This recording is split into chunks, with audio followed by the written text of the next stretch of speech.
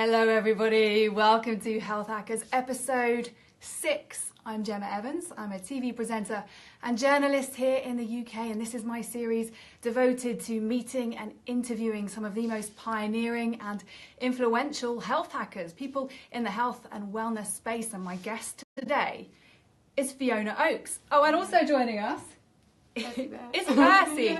Percy is Fiona's mascot. That's the right term, isn't it? Yeah, his friend, companion, travelling companion. He's your best friend when you're running all over the world doing amazing things. And let me just tell you a little bit about Fiona, if you don't already know about her amazing achievements. Okay, she holds 3 Guinness World Records for marathon running.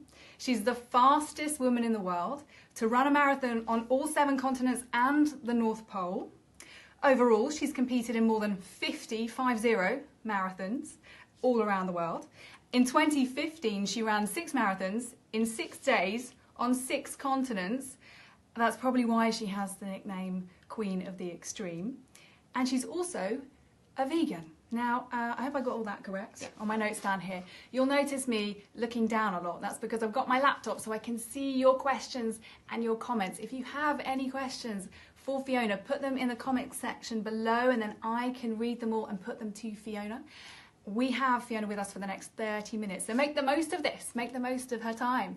And if you can think of anybody who might benefit from watching this episode of Health Hackers, maybe you have a friend who thinks that vegans can't be amazing athletes, you might want to tag them and then they can watch this and then they can learn, because we're all learning together. Now let's start where it makes sense, at the beginning, I guess. So when I've been researching you, Fiona, there's so many things that I have discovered that are so fascinating, but one of the things is that when you were a child, you decided to go veggie at 3 and then vegan at 6, but neither of your parents were either veggie or vegan. So where did this come from? I think it came out of a very, very raw, pure love of animals. I loved animals. I didn't want to harm them. That was very obvious. I knew at 3, I knew where meat came from. Was the flesh of an animal. I understood that and I rejected it. But in that period, I started to ask my mum, where were, eggs coming from? Why was the cow giving us her milk? Doesn't she need it for her baby? And I was very, very fortunate at this time. I will say now, I don't always consider myself as a public speaker or somebody who feels comfortable in front of a camera talking about what I've done, because in the scheme of things, I don't believe I've done that much. But as a role model, I think it's very important. And at that time, my mum had a role model in an ex-piano teacher who was a vegan lady in the 1950s. And my mum had kept in contact with her, and she was able to turn to this lady for some advice. And it was so pivotal at that time, because this is in the 1970s, when people really didn't even almost conceptualise what kind of acceptance was there for not only being vegan, but being a vegan child? None at all. I mean, we had to hide it. It wasn't so bad at school, taking a packed lunch, stuff like that. At home, my mum was doing all the cooking. We did have a hiatus in my teenage years when I was hospitalised quite a lot. I had a problem with my knee. We're going to come on to that. That's another fascinating story. Stay with us for that. That's amazing. I had these multiple surgeries, and health professionals were sort of saying to my mum, when this diet flagged up, this is not healthy, that she isn't going to grow into a healthy adult, what are you doing? And it was actually put at the time that it was child abuse. My mum had to face that charge. And a lot of people, even today, say the same thing. The parents, they want to bring up a vegan child, that they get it from schools and colleagues and family even, that this is child cruelty. But my mum has always stuck by me, and she said, it would be more cruel to actually lie to Fiona. She's obviously feels very passionate about it. I don't want to look back in future years having lied to her when she forced her to eat something which she obviously does not want and wants to reject. So I'm very lucky. That's actually really brave of your mum. Extremely brave of my mum. And without my mum, she still backs me today. She's usually always with me everywhere I go, and people know that. Very, very supportive, and I'm very, very blessed to have that. So would you say then that you're not vegan for health reasons? It's purely the cruelty factor? Yes, it's the love of animals. I've always said, I know everybody comes to this path for a different reason. There are so many ways of arriving at veganism. For me, it's not my veganism is growing with me now. It started as a love of animals. Then I obviously wanted to nurture animals. Now I realise, with more education and experience, how veganism knocks onto the planet, the environment, how exploitative the whole industry is, not just for animals, but humans alike. So I'm constantly growing and learning. But for me, the core of my veganism is, and I think always will be, just a basic raw love of animals. And if I had to eat beans and potatoes for the rest of my life, I would do so to be vegan. We're going to talk more about food in a little bit. If you're watching this on Facebook, please put a question, if you have one, for Fiona in the comment section. If you're listening to this as a podcast, hello. And I'm afraid you can't leave a live question, but we're going to cover loads, so keep listening. So you mentioned the condition you had in your teens, right? So this was an orthopaedic condition. Yeah. And am I right in thinking that it was so bad that doctors told you wouldn't run? You wouldn't be able to run? Yeah, I wouldn't be able to run because I had my kneecap removed. And it's a very pivotal part of it, for impact exercise. It stabilises your knee. So they said you probably can do things like cycling, but you will never run. You will never do high impact sports. So it's quite a long story why I ended up doing a high impact sport. And the reason I do the high impact sport is basically for the sanctuary. We'd moved to the sanctuary. I didn't have a lot of time. I didn't have a lot of money. And I just wanted to do something to keep fit originally. And then it kind of progressed on from there. And this is how the running started? Yeah. But just going back, because I don't want to skip over too lightly the fact that you were nearly at one point registered disabled. Yeah, that's completely true. So what was the problem with the knee, and how did you even psychologically see beyond that you might one day actually be running, and running to the extent that you are now running? Truthfully, I didn't at the time. I mean, all it was, and this is back in the 1980s, early 90s, I was going into hospital, coming out with my leg in plaster, lots of surgeries to try and rectify this condition that I had, particularly in my right leg, but because I was weight bearing so much on the left side, that also became a problem to me. So I had these multiple surgeries on both legs. And I don't think I really did see beyond it at the time. I didn't intend to start running. I actually, because I'm very sporty, and I'd always been sporty at school before this hit me, I went away. I missed most of my education. I will say that, school education. I was off school, leg in plaster most of the time. I remember even doing GCSEs at the time. I had to have special dispensation to keep getting up and leaving the room because I couldn't sit for very long. At the time, so I then went on to Oxford. I went to college. I trained for a profession. I came down to London, and the sport I chose was cycling at the time because it wasn't straight, constant motion exercise, no impact, and that was the sport that I've done well in. So you thought that would be easier on your knee, basically? Yeah, and it was also a facilitator to actually get to work, because I actually used to come to and from work, and I was just explaining to one girl that I used to gradually move further and further and further out of London where I was living, so I ended up living like 40 miles away and still cycling in and back to work. But then I met my partner. We started to do rescue on a slightly larger scale. We didn't have a property.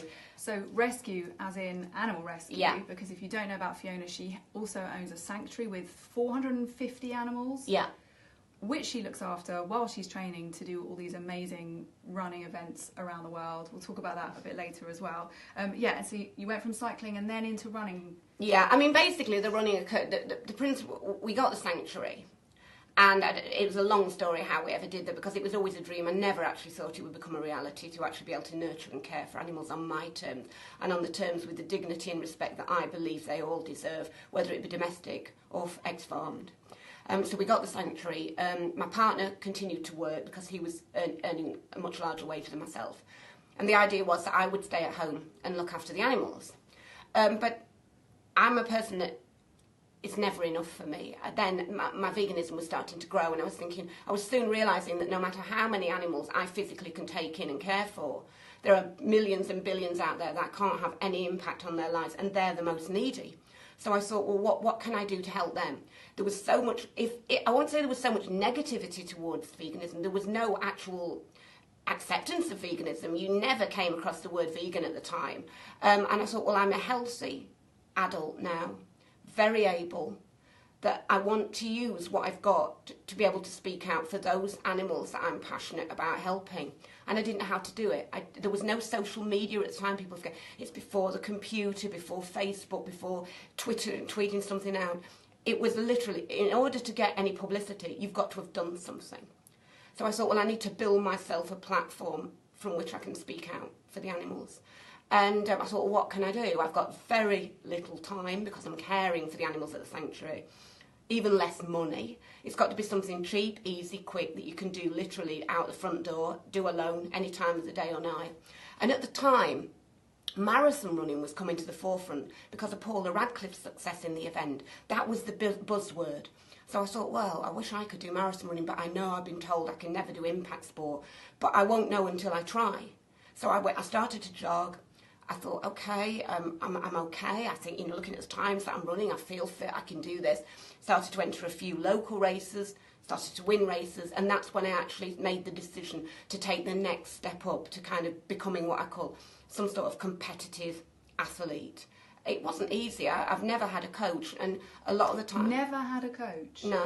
I mean, that is quite something for an athlete to say they've never had a coach. I've never had a coach, actually, because when I started to achieve the results, I was kind of going to people and they were saying, for sure, you've got some possible ability, the times are good that you've got on the shorter distances. I'd made it clear that I wanted to do well at the marathon. That was the event I'd selected. Extreme endurance. And it was before the popularity of these more kind of off-the-wall events. It was like 26.2 miles was the ultimate in endurance. And Paula Radcliffe was generating the interest in this event. So I thought, that's the one I've got to do. But I'll be honest with you, a lot of people turn me down because of my veganism. We're not going to put effort into you with a coaching program. So the coaches didn't want to coach you because you were vegan? Yeah, and even now, last year I went to Los Angeles to help promote a scheme which was trying to get vegan options into all Californian schools. And the lady who invited me there, her daughter is quite a good college athlete, and she says she's had exactly the same, even in this day and age, from coaches. Very reluctant to take Lila on board because of her veganism. Is there a part of you that ever thought, should I try not being vegan to see if it affects my performance? No, never. No. The performance is secondary to what I believe in. The performance is only there because of what I believe in. I wouldn't be running if it wasn't. So even if tomorrow there was a study and it was irrefutable that being a vegan was really, really unhealthy and damaging, you would remain being a vegan because of the element, the cruelty element to the animals? Absolutely, but I would also say in that you can't study someone's mind and the benefit that their positivity of mind is giving them. And for me, for an athlete, if you want to call me an athlete, I don't even call myself an athlete. I'd say you're an athlete. Yeah. But I just stand, your mind and your body has got to be right. And I know when I stand on any start line, I'm doing this for the animals without any exploitation of them. It's for them, it's not for me. And I believe that drives me that extra little bit further. I'm not selfish enough to just think I'm pushing myself this hard for an extra few seconds or to win a Garmin or a medal or a trophy. That's not why I'm there at all. I wouldn't be running if it wasn't for the positive promotion of veganism to a wider audience. I wouldn't be doing it. Right, now talking about you and your racing. So last year, Fiona took on what is probably considered the toughest foot race on earth. It's 250 kilometres, the Marathon des Sables. Tell us where that is and what that entails. Well, actually, that's in the Moroccan Sahara Desert, and I actually have done it 3 times. Just 3? Just 3. The first time I did it in 2012, and basically my running has not been something that I've done to win events or anything like that. It's all been kind of, if you want to say, masterminded around, can it benefit the animals? So I started the running career as most people, just road marathons, A to B as fast as you can get. That's the end of the story. And I've got top 20 places in London and Berlin Marathon. I've got a personal best of 2 hours, 38 minutes. And at that point, I thought, well, I'm never going to win London Marathon. I'm not a runner. I'm just someone who is channeling some ability, some athletic ability or some physical ability into running. I just want the best out of myself because I'm not going to waste my time delivering this sort of effort when I could be doing something else positive for the animals if I'm not doing 100%. So I thought, well, I've reached the pinnacle of what I can do with the road running. Somebody then said, well, why don't you move down a tier? Rather than coming like top 20 in London or Berlin, win some marathons. So I thought, okay, that's a good idea. So I set about, going around, picking smaller races, winning them, breaking course records, promoting the veganism. Because I will explain at this point that the largest running club in the UK is Vegan Runners. Oh, really? Yes, because actually it's not a centralised running club. It's not dedicated to one area. Vegans join it, and it's kind of a conceptual running club where there's little subsidiaries of that running club. But it does actually have the largest membership in the UK.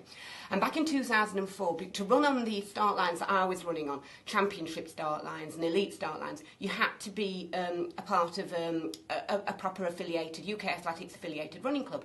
And at the time, the only one was the Vegetarian Cycling and Athletics Club. And I thought, that's great. I joined that club, but I thought it was always niggling at the back of my mind. Gosh, this is a massive opportunity to get this word on your vest, vegetarian or whatever, out there to a big audience. Basically, if you run on the elite start, the ladies' marathon in London, you're running 45 minutes ahead of the rest of the field, wearing a billboard with whatever it says on your jumper and your number. So at that point, we decided, a guy in the Vegetarian Athletic Cycling Club said, you're getting the results that, really, I think there's an opportunity here for a dedicated vegan running club, with the idea that will get the vegan word out across your vest in these kind of high-profile events and these high-profile starts. So that's why Vegan Runners was started. So anyway, I won loads of events, and then I was kind of thought, well, no, okay, I've done about all I can do here with this part of my running. I either pack up or I find something else. And one of my, I always joke about it and say one of my friends, and people say, if you've got friends who suggest this to you, what do your enemies suggest you do? But one of my friends suggested, look, you've done fast marathons, you've knocked those out year in, year out. Why don't you look at doing the toughest foot race on the planet, which is Marathon des Sables? Basically, like you say, 250 kilometres across the Sahara Desert, roughly a marathon a day, with one day's a double marathon. But you have to carry all your own supplies. You've got a pack that weighs 11 kilos. You've got like 50-degree plus heat. You've got sand dunes that are just like mountains. Really, really tough race. Go and do that, and then you prove that you'll be the first vegan woman to do that race. I did it. It wasn't easy for me because in conjunction with doing the running, I'm always looking after the animals.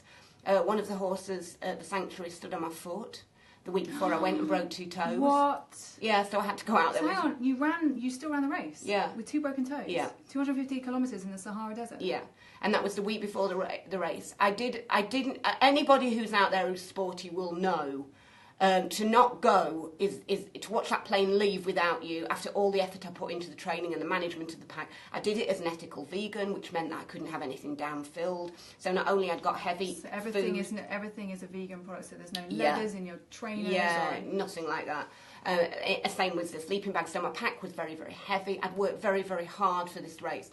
And also it was out on the internet that this vegan woman was going to attempt this challenge. And I just didn't feel I could let people down, so I didn't tell anyone apart from the doctor. My family knew and a few close friends. And I went out there and gave it a go. And it was absolutely brutal. And I always say that on the long stage, I took some plasters and whatever I got on my foot off. And you could see the bones sticking out of my little toe. And you're still running day to day? Yeah, I'm running for the animals. And I was getting messages of support from around the world. How do you even sleep? So I'm guessing that each night you stop off at a camp to sleep? Yeah, you have a designated tent which you share with 7 strangers. And you literally just have the space that your sleeping bag takes. You get a limited supply of water. If you ask for extra water, if you don't manage your water properly, then you get penalties if you need more. It's a very, very tough race. It's kind of the definitive of tough. Do you actually sleep, given that you have bones sticking out of your feet and you're in a tent with 7 strangers who might be snoring really loudly? No, you don't do much sleeping, but the adrenaline keeps you going, and the fact of why I'm doing it. But anyway, I got through the race. I got the medal. That's what everyone wants, the MDS medal. Then, of course, I was looking for other challenges. I decided that probably, because I kind of realised that I hadn't reached my full potential in that kind of event, I'd enter the next year, see if I could get a place the next year and go back and try again without the broken toes. But in the meantime, another one of my friends said, okay, you've done the hottest, the hardest, why don't you do the polar marathons? And I'm kind of, well, what the heck are they? And that's a marathon at the North Pole and in Antarctica. Yeah. And I actually thought, no way, that's just not possible. Anyway, it is possible. I went out there. I was going to do Marathon des Sables and the North Pole Marathon, but they absolutely coincide at the same time. So I made my decision purely because the race organiser of the North Pole Marathon offered me the place to go out there. He said, if you will go the following year, I'll give you the place, which he did. And so I thought, I can't turn that opportunity down. So I went out there. I didn't know how I would be able to cope with this race, because this is slightly different to straightforward road running. Your leg, the knee, I thought is going to probably be prohibitive to me doing this, because bearing in mind I can do straightforward exercise. It can impact, but my knee is not very stable because of the lack of a kneecap. And I found that I was pretty able to do it. I won the ladies' race, fastest woman to ever run a marathon out there, and podium place with the men. So it was a good event for me. And I don't actually know anything about running. I know about my running and what I do, but I'm not a big running buff. The only time I dedicate to running is when I'm doing it. I heard you once say that you don't even like running. I don't. Well, no. That's probably What are you doing it for? Well, let me put it like this. I am blessed the fact that I can run and can continue to run, that the arms and the legs are there, and the bodily strength to run. And I know I'm blessed for that. And I don't want to insult anyone who would love to be able to run and can't for any reason. But you've got to understand that when you're doing it at such a high impact level, I don't want to waste a minute. Every minute I cherish at the sanctuary. So the facts are, if I'm running, I'm hitting sessions really, really hard. So when I was road running, I was running 100 miles a week, 3 speed sessions a week, 1 long run, hill session, and recovery runs. So even the easy recovery runs in the evening after the speed sessions in the morning were hard, because I was always tired. And I never actually rest in between them, because I've always literally finished the running, run through that. That's some comedy sketch.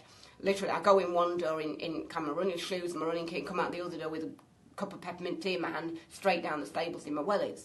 So if I had more time to enjoy a run on a slow, lovely, sunny day, I probably would enjoy it. But the way and the high intensity level and the pressure I put on myself to achieve, and the equation has been, the better you run, the better you can deliver your message of positivity for what you are running for, which is the proactive, positive and peaceful promotion of veganism. And that's the psychology, that's what's keeping you going. Yeah.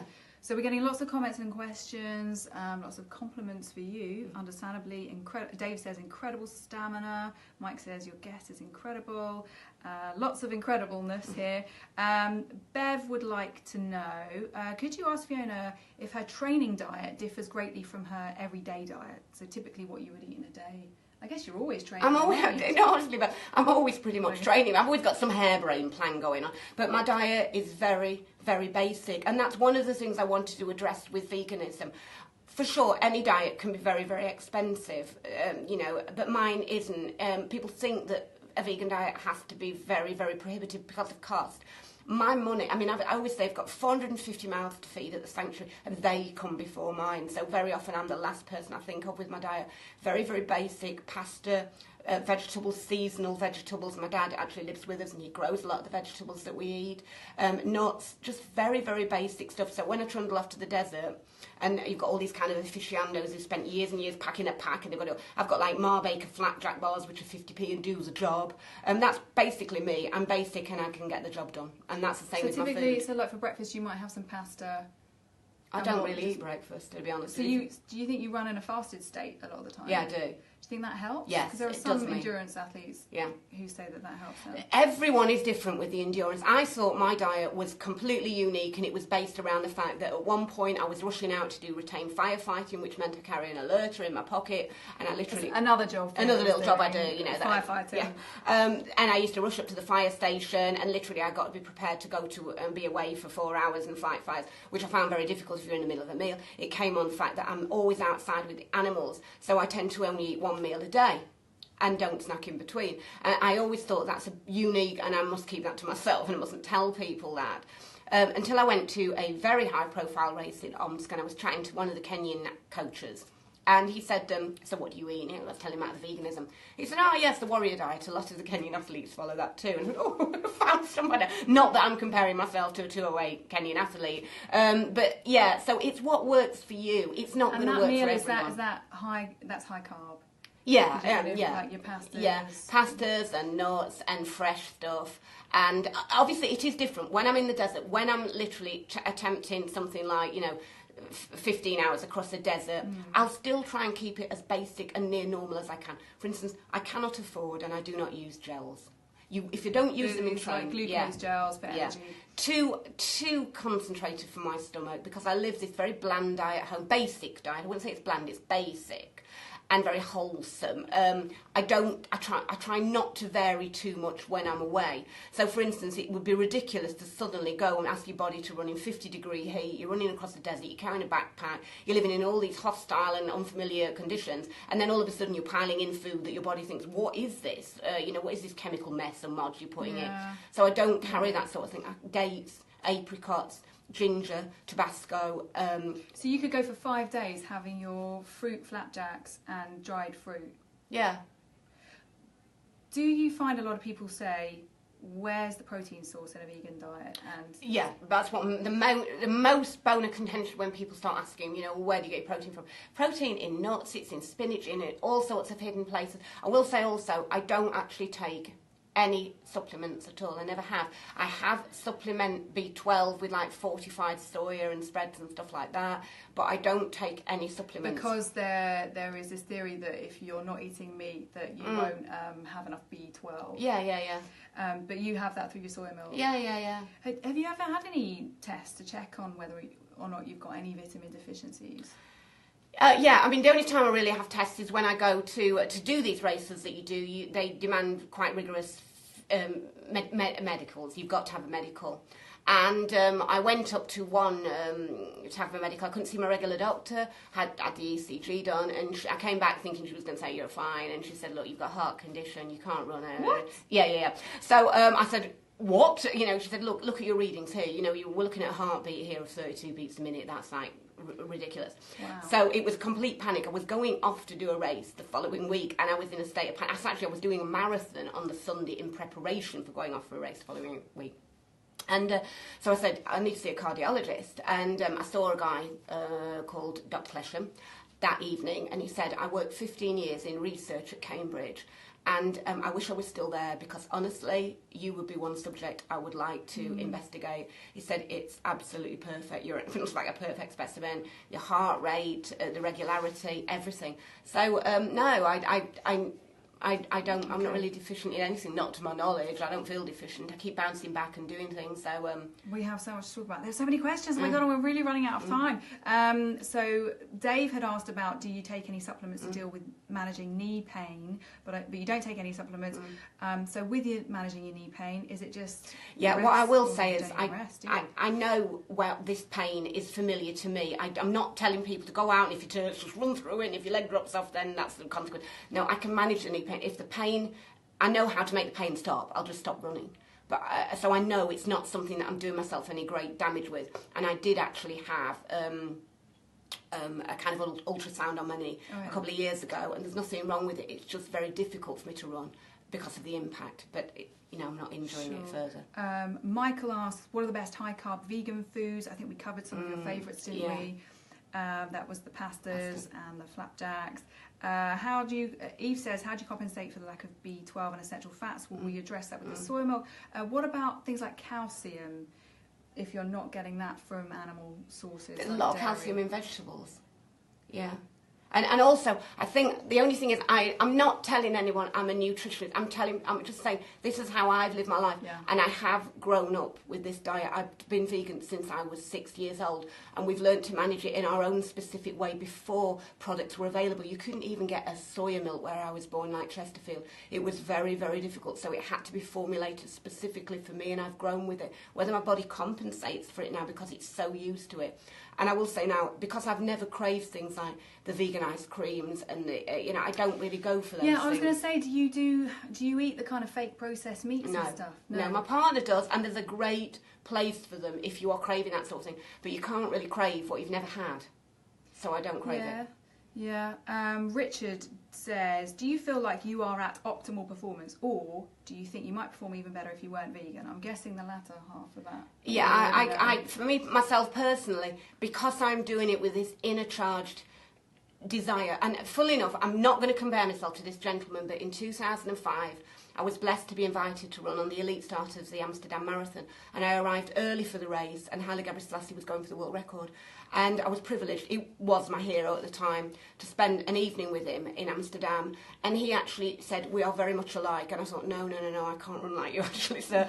He actually took me out on a run. I went out with his training group the next day, and I felt kind of embarrassed because I'm running like eyeballs out of the back, and they're all kind of cruising along. But he actually said, the reason he's transitioned over from the 10,000 metres to go for the marathon is that inner responsibility that so many people in his country depend on him for their living, depend on his running. Because I don't know if people are aware, but he was putting a lot of the income that he earned through his running back into regenerating his community. Didn't know that, no. Yeah, and so he said, there's an extra passion in my heart to want to do this, to want to do it for others. And he was basically saying the same sort of thing, to not just be doing it to win. Obviously everybody wants to win, or likes to win, or likes to run their best. But when you've got the responsibility, the weight of the pressure of doing it for something or someone else other than yourself, I think that gives you and that for optimum. you, it's your animals. It's the animals, the sanctuary, and the positive promotion of veganism. That's all I want to do with my So running. a couple of questions here. Sue and Scott are also running marathons. Sue's Sammy is training for the London Marathon. She wants to know what should she eat and drink straight after a long run. Do you do any kind of like muscle replenishment recovery straight after? I don't. I have to be honest with you, I don't. We're going to be clear that like Fiona's not a nutritionist. I'm not. So I could sit here and if you're asking questions about, you know, what is best to eat here and here, I guess you'd say it's all on your own kind of experience. Yeah, I mean, I don't run with a Garmin, I don't run with a pulse monitor, and I've always said your brain is the best computer you'll ever have about you. Learn to use it. That's what I've had to do, because I come from a time when you could look this stuff up. I've had to learn what works for me.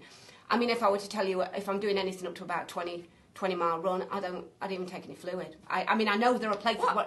You don't hydrate on a 20-mile run? No. I know there are places that I can stop off and hydrate. It's all about making absolutely getting the maximum out of my training sessions, making them as tough as I can. So when it comes to... You can't simulate how fast you're going to run in a race. You can put other obstacles down. But on that 20 miles, and you haven't had breakfast either? No.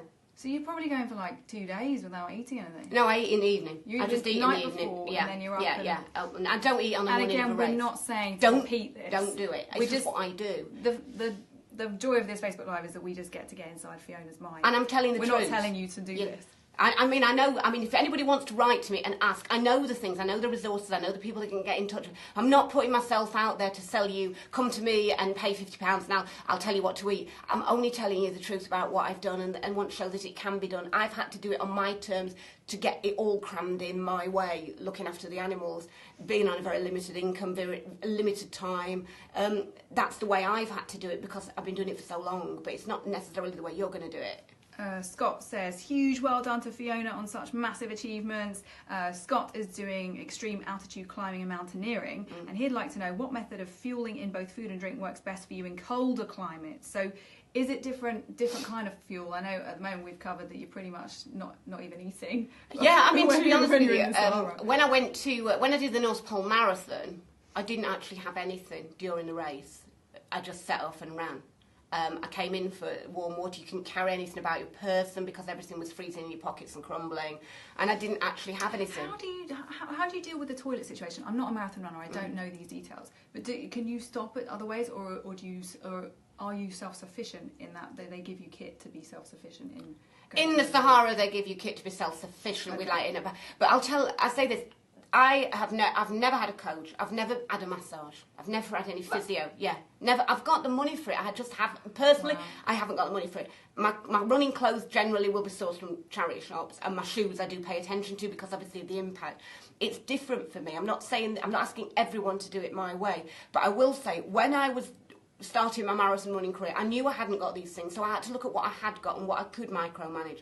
And the things that can really stop you in a marathon are the stomach cramps. You could be going as well as you like. I know a guy that was in the London Marathon, he was on for a 2:30 time, and it took him 8 minutes to get the last 800 metres up Birdcage Walk. Really? So he got stomach cramps. Touch wood, in a road race, I have never stopped for a toilet break. I have never had to have any problems with my stomach. It works for me to literally carbo load, and then on the day before, I don't go in for the massive amounts of food. I'll have the drinks, but I don't want to fill my stomach. drastically, because for me, if you want the truth, I micromanage when I'm going to go to the toilet. So I know what's going to happen before a race. They're the things that I can do, and they're the things that I can do for free. And they're the things, very often, it's the little things that make the difference. I'm never going to be, Edna Kiplinger. I'm never going to be Paula Radcliffe. And I realise that. But the little tiny attention to detail that I have always paid, and I'm very meticulous with that, because they're the things that you can do for free. That you're in control of. Yeah. Right, we've got so many questions, and Facebookers, I'm really sorry if we haven't had time to get through all of your questions, but I do want to just talk a little bit about the sanctuary, because it's so important to you and it's such a massive part of your life. Bev would like to know, when Fiona is getting closer to race time, does she have to reduce her workload at the sanctuary? When you're getting close to a race time, I taper, so my running drops down so I can dedicate more time to the animals.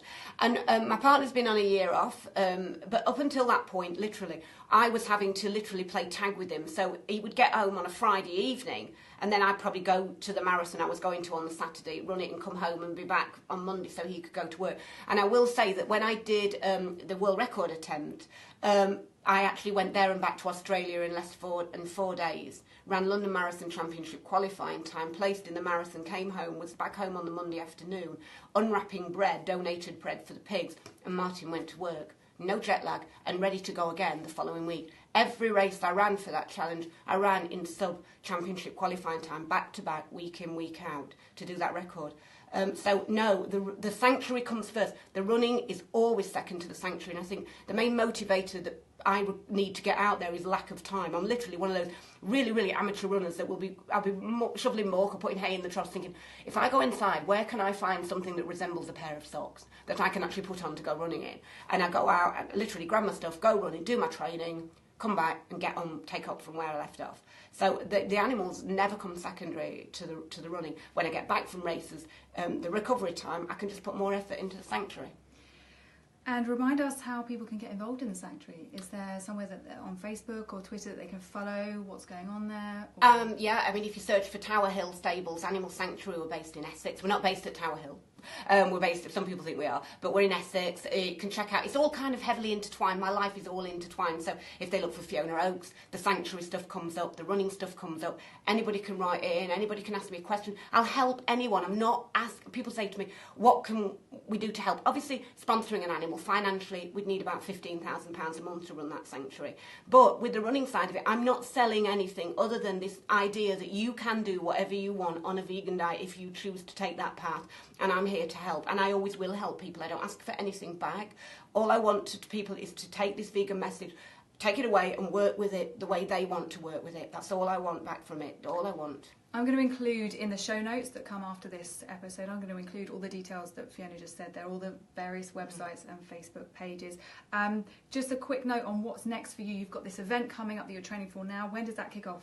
It kicks off in April. It's called the Four Deserts Grand Slam. It's kind of four kind of slightly toned down marathon disabled in each of the kind of hostile deserts. So you've got Namibia, Gobi, Antarctica and Atacama, and it's testing you in kind of altitude, cold, hot. So yeah, and that's all in place for about 7 months. And there's currently a movie being made about you right now? Yeah, Keegan Coon. Because it's about time. Yeah. I mean, it's a good story. A guy who made Cowspiracy and What the Hell's Keegan Coon. His next film is about me, and he came to the desert with me last year and filmed, and he's been filming at the sanctuary with the idea of just letting the world know what I've done and promoting veganism positively. That's amazing. Fiona, it's been an absolute pleasure. Fiona travelled from your sanctuary today. It probably took you about 3 hours or something, didn't it? Slightly less. To come in here, and the lovely people at Rocket Space have lent us this room in Islington so that we could meet Fiona. So thank you so much for coming. Ooh. And Percy the mascot, who goes everywhere, including to Health Hackers recordings. Yeah. Thank you so much for your questions. And I'm going to lean in to turn this off. But I want to say, if you hit like on my Facebook page, then you'll be notified when we go live for the next Facebook Live, episode 7. Thanks again. Bye-bye.